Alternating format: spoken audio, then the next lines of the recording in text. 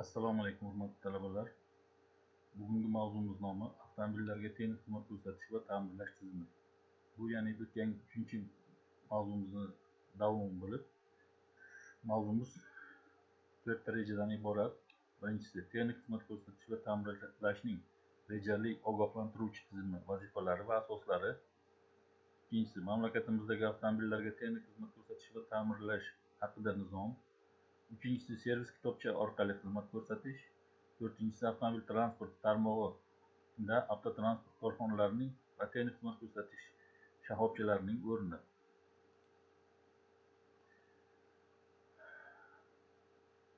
Aksariyat mamlakatlarda kabi respublikamizda ham avtomobil transportiga texnik xizmat ko'rsatish va joriy ta'mirning rejaviy ogohlantiruvchi tizimi qabul qilingan bo'lib, unga quyidagi talablar qo'yiladi. Moddiy va ishlash xarajatlarini kam sarflagan holda avtomobillarning ekspluatatsion xususiyatlarini saqlab turish. Texnik xizmat ko'rsatish va joriy ta'mirni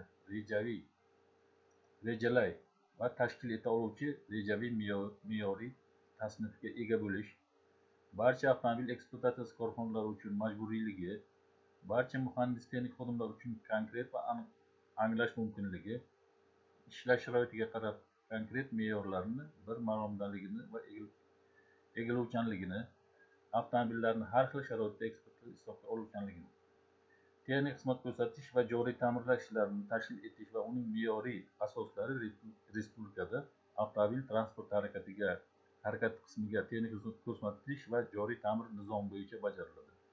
Keyingi vaqtlarda ishlab chiqarilgan avtomobillar servis kitobchasi bo'yicha avtomobillarga texnik xizmat ko'rsatiladi.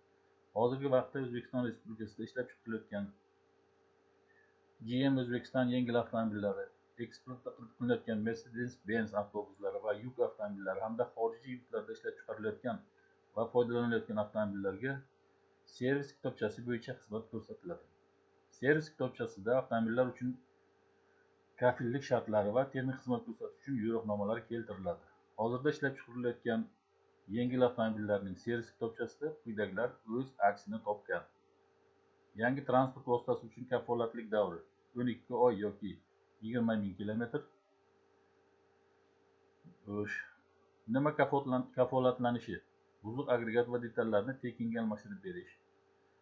Nima kafolatlanmasligi? Ta'mirlash yoki almashtiruv zavodining aybi bo'lmasa, hamma avtomobillarga tozalagichlar, o't oldirish kontaktlari, kondensatorlar, svechalar, tasmalar, saqlagichlar, ilashish muftasi disklari, tormoz ko'latkalari va hokazolar.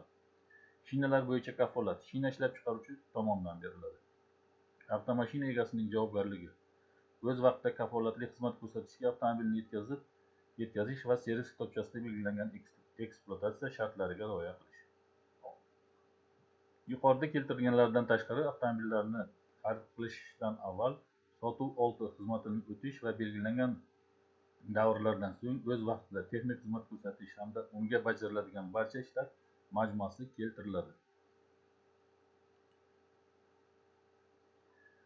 Quyida O'zbekistonda ishlab chiqarilgan har bir turdagi avtomobillar uchun belgilangan tekinga xizmat ko'rsatish davrlari keltirilgan. Hamma yengil avtomobillar uchun 1000-2000 km. Yuk avtomobillari uchun 1 tonnagacha yuk ko'taradiganlari 1000 km.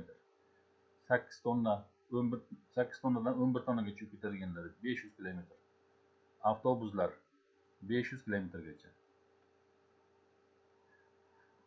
Avtomobillarga firmaviy xizmat ko'rsatish davrlari belgilangan bo'lib, 10, 20, 30, 40 ming kilometrlar. Har bir belgilangan davr ichida avtomobillarning qaysi qismiga xizmat ko'rsatish va almashtiriladigan mahsulotlarning nomi keltirilgan. Bundan tashqari avtomobillarda ishlatiladigan yonilg'i va moy mahsulotlarining tavsiya etilgan nomlari keltirilgan.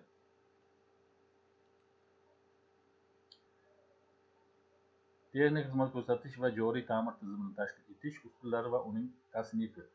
Avtomobillarga texnik xizmat ko'rsatish va joriy ta'mir tizimining asosiy negizi ularning texnik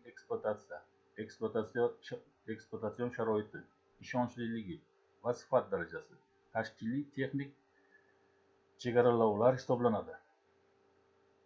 Texnik xizmat ko'rsatish o'z ichiga 8-10 turdagi ishlarni oladi. Moylash, qotirish, sozlash, nazorat etish va hokazo va 150-280 dan ortiq agregat va mexanizm detallariga ogohlantiruvchi ta'sir ko'rsatadi. Har bir tur uzel va mexanizmga texnik xizmat ko'rsatish ko'rsatish o'ziga xos davrni tashkil etadi va bu davrni bir necha usullar bilan aniqlanadi. Birinchisi, texnik iqtisodiy usul. Bunda biron bir guruh uchun texnik xizmat ko'rsatish va joriy ta'mir ishlarining bajarilishiga eng kam xarajatlar sarflash asosiy maqsad hisoblanadi. Texnik xizmat ko'rsatish operatsiyalarini o'zaklari bo'yicha guruhlash. Ma'lum bir optimal davr ichida bir guruh obyektlarning asosiy o'zaklariga quyidagi alomatlar bo'yicha texnik xizmat ko'rsatish. Harakat xavfsizligiga ta'sir etuvchi, ularga texnik xizmat ko'rsatmaslik, avtomobilning buzilmasdan ishlashiga, iqtisod va bilish qobiliyatiga ta'sir etuvchi, maxsus jihozlar va katta ish hajmini talab etuvchi.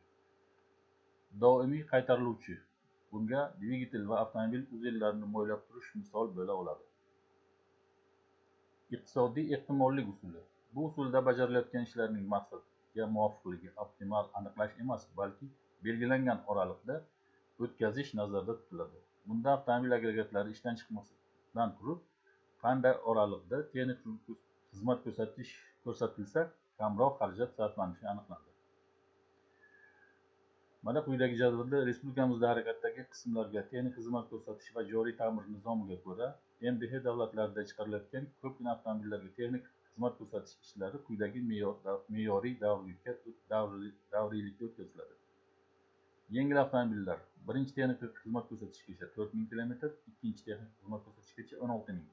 Avtobuslar 3500 km, birinchi texnik xizmat ko'rsatishgacha 14000 km, ikkinchi texnik xizmat ko'rsatishgacha. Yuk avtomobillari birinchi texnik xizmat ko'rsatishgacha 3000 km, ikkinchi texnik xizmat ko'rsatishgacha 12000 km yo'l bosishi kerak. Harakatdagi qismga texnik xizmat ko'rsatish va joriy ta'mir nizomi asosiy hujjat hisoblanib, unga asosan barcha ishlar rejalashtiriladi va tashkil etiladi hamda qo'shimcha me'yoriy texnologik hujjatlar ishlab chiqiladi. Nizom harakatdagi qismga texnik xizmat ko'rsatish va joriy ta'mir asoslaridan iborat bo'lib, u tizim va texnik siyosatni aniqlaydi.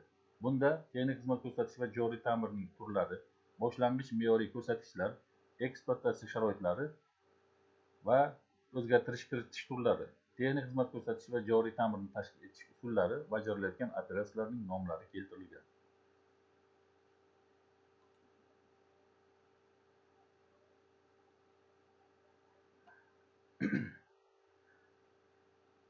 Texnik xizmat ko'rsatishda asosan tozalash, tekshiruv diagnostika, mahkamlash, sozlash, elektrotexnik, shina, akkumulyator, moylash va agregat mexanizmlaridagi moylarni me'yorga keltirish va almashtirish ishlari bajariladi.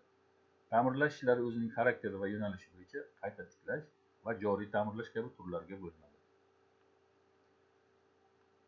Avtomobillarni joriy ta'mirlash avtokorxonada ishlab chiqarish texnik tizimlarining eng asosiy vazifasi harakatdagi qismni, joriy ta'mir ish hajmini kamaytirish, ishlab chiqarish va materiallar sarfini xarajatlarini kamaytirishdan iboratdir. Avtomobillarni joriy ta'mirlash deb ekspluatatsiya jarayonida paydo bo'lgan ishdan chiqish va nosozliklarni bartaraf etishga aytiladi. Ishdan chiqqan qismlar, agregat va mexanizmlarni tiklash yoki almashtirish, o'z navbatida tekshiruv, nazorat qilish, ajratish, yig'ish, sozlash va ustaxonalarida bajariladi. Avtomobillarni joriy ta'mirning eng asosiy maqsadi quyidagilardan iborat: uning ishonchliligini oshirish, joriy ta'mir tannarxini kamaytirish. Avtomobillarni joriy ta'mir, ishlab chiqarish va texnik xizmat sifatiga bog'liq. Joriy ta'mirdagi xarajatlar ish hajmiga va ishning xarakteriga, diagnostika sifatiga, ta'minotga, ishlash sharoitiga, avtomobil yoshiga, ishlab chiqarish usuli va shakliga, qo'llaniladigan jihozlarga va ish haq belgilash tizimiga bog'liqdir. Joriy ta'mir ishlari kerak bo'lgan hollarda yoki texnik xizmat ko'rsatish davrida hamda diagnostikalash natijalariga ko'ra bajariladi. Avtomobillarni joriy ta'mirni avvaldan rejalab bo'lmaydi. Bu ehtimoliy bo'lib, uning ish hajmi solishtirma me'yoriy ish hajmi bo'yicha aniqlanadi. Ishlash sharoiti, iqlim sharoiti, avtomobil turi, yoshi va soni ish hajmiga ta'sir etishni hisobga olgan holda solishtirma ish hajmi korrektировка qilinadi. Bajarilayotgan joyi va xarakteri bo'yicha joriy ta'mir ikki qismga bo'linadi: postlarda bajariladigan ishlar, ustaxonalarda bajariladigan ishlar. Postlarda bajariladigan ishlar umumiy ish hajmining 44% dan 50% gachani, ustaxonalarda bajariladigan ishlar 50% dan 56% gachasini tashkil qiladi.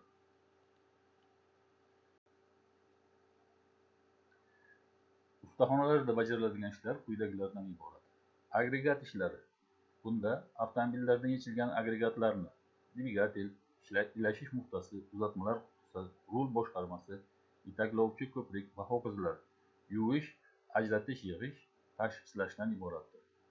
Dvigatellarni joriy ta'mirlashda asosiy ishlarga porshin halqalarini, porshin barmoqlarini, shattun qiladichlarni va bo'g'in podshipniklarini, klapanlarni, klapan o'tirg'ichlarini, itargich va vtulkalarni, prujinalarni almashtirish kiradi. Bundan tashqari o'z holatiga keltiruvchi ta'mirlash, tekshirish, ajratish, yig'ish ishlari, masalan taqsimlash valdagi shestrlarni yechish va qo'yish, moy o'tish teshiklarini kengaytirish, klapanlarni tozalash, germetikligini tekshirish, yoriq va darz ketgan joylarni kavsharlash, payvandlash yo'li bilan to'g'rilash ishlari bajariladi. Elektrotexnik ishlar. Bu ishlar texnik xizmat ko'rsatishda, joriy ta'mir postlarida va ustaxonalarda bajariladi. Ustaxonalarda avtomobilni yechilgan va uning o'ziga yoki texnik xizmat ko'rsatishda to'g'rilab bo'lmagan ishlar bajariladi. Elektrotexnik ishlarga qisqa tutashuvlarni to'g'rilash, sim chulg'amlarni qayta o'rash, generator va starter yakirlarini silliqlash kabi ishlar kiradi. Akkumulyator ishlari. Bularga batareyalarni zaryadlash va ta'mirlash ishlari kiradi. Bu ishlarni bajarish uchun ayniqsa texnika xavfsizligi va mehnat muhofazasiga keng e'tibor berish kerak. Ta'minot tizimi bo'yicha tekshiruv, nazorat, tozalash va ta'mirlash ishlari kiradi. Ta'mirlash po'kaklarni germetikligini, ularning to'g'riligini aniqlash, diafragmalarni almashtirish, yonilg'i baklarini kavsharlash yoki yelimlash ishlari o'z ichiga oladi. Shina montaj ishlari, shinalarni ajratish va yig'ish, disklarni ta'mirlash, kameralarni yamash, g'ildiraklarni muvozanat qilish ishlaridan iborat. Temirchilik ishlari.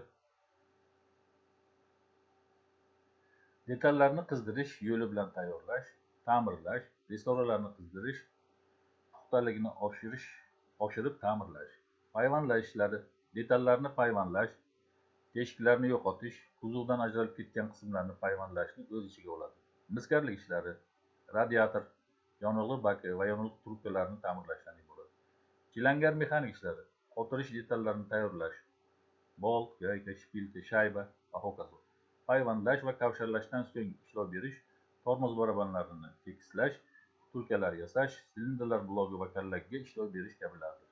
Kuzov ishlari o'z ichiga yog'ochsozlik, armatura, qoplamachilik, tunukasozlik va bo'yoqchilik ishlarini oladi.